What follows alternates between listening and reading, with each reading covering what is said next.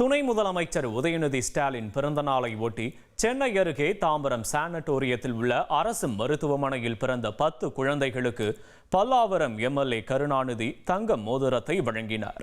காஞ்சிபுரம் வடக்கு மாவட்ட திமுக சார்பில் மாவட்டம் முழுவதும் பொதுமக்களுக்கு பல்வேறு நலத்திட்ட உதவிகள் வழங்கப்பட்ட நிலையில் தாம்பரம் சானட்டோரியத்தில் உள்ள மாவட்ட அரசு மருத்துவமனையில் நேற்று முன்தினம் இரவு 12 மணியிலிருந்து நேற்று இரவு 12 மணி வரை பிறந்த அனைத்து குழந்தைகளுக்கும் கருணாநிதி எம்எல்ஏ தனது சொந்த செலவில் தங்க மோதிரத்தை அணிவித்தார்.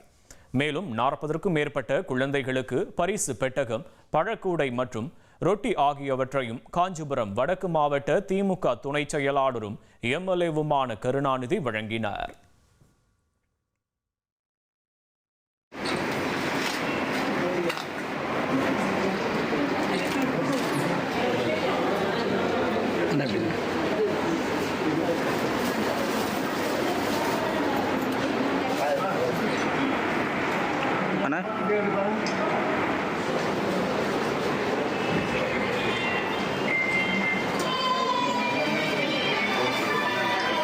முடியுங்களா?